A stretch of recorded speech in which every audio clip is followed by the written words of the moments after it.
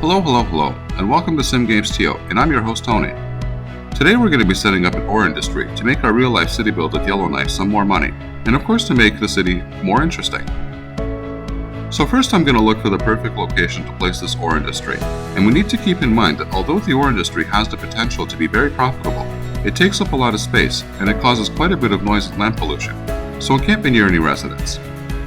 This area right here to the southwest of the airport looks like a very good location since it has ore resources, as we can see here in blue on the map.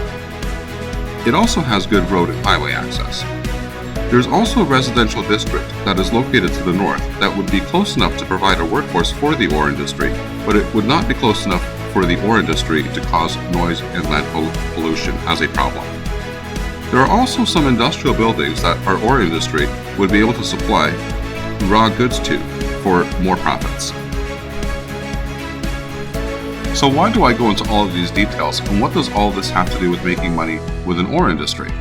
Well, firstly, you need to set up your ore industry at a location where there are raw ore resources on the map. I was surprised to see how many people try to set up an ore industry just anywhere on their map and then don't understand why it's not making any money.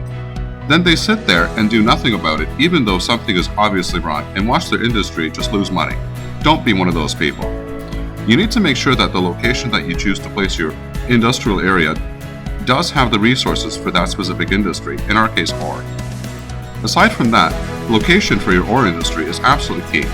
You want to make sure that there are sufficient roads for your trucks to get around within the industry and to highways. Industries create a lot of truck traffic, and the way that an industry makes money is by trucks arriving at their destinations. You want to make sure that the industry is as close as possible to the destinations that it will be taking goods to.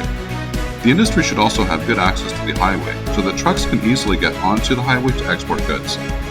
The industry should also be close to nearby industrial buildings with good road access to be able to deliver goods there too as fast as possible.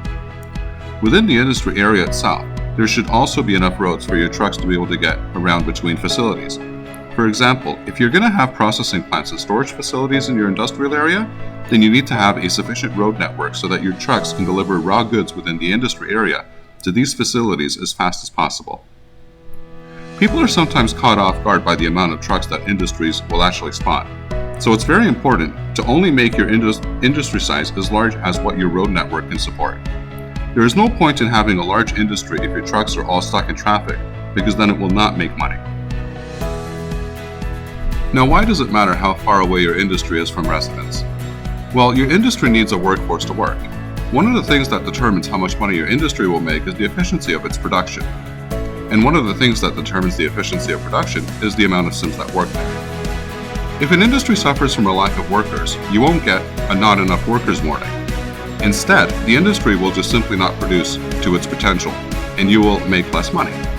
However, on the other hand, if your industry has all of the worker positions filled at 100%, then this industry will be outputting production at 100%, which will maximize efficiency and therefore maximize profits. So this is why how close or how far away your industry is from your residential district with a workforce of Sims is important. The closer your industry is to a workforce that needs jobs and can access the industry to work at, the more efficient the industry will be. So that is why I'm going to zone this district here that is close by to our industry with light residential zoning, as we need to ensure that there will be a workforce of Sims that can go to work at our ore industry. It will also help in solving this not enough workers problem that we have at these commercial and industrial buildings that we have nearby. This residential district will still need to have all of the needs that Sims anywhere else in the city needs, such as commercial zones to buy goods at, jobs, and education. This brings me to my next point, which is education. For-profit industries, as I call them, such as ore, have a wide range of positions across the education spectrum that need to be filled. They have many positions available for uneducated, educated, well-educated, and highly educated Sims. This is relatively well distributed at the ore industry. So in order to fill the most amount of positions at your industry, you will need to have a city that is well diversified with Sims that have these education qualifications. Again, this comes back to efficiency. If your city does not have enough uneducated or highly educated Sims, then these positions at your ore industry will not be filled. Now, I'm not going to get into the education mechanics of the game, as this will be a topic for a different video that I'm going to be making in the future. However, if you don't have a balanced city of educated Sims in your city to fill these positions at your ore industry, it will lead to lower production levels. This will lead to lower efficiency and therefore lower profits. So this is something that is very important to keep in mind.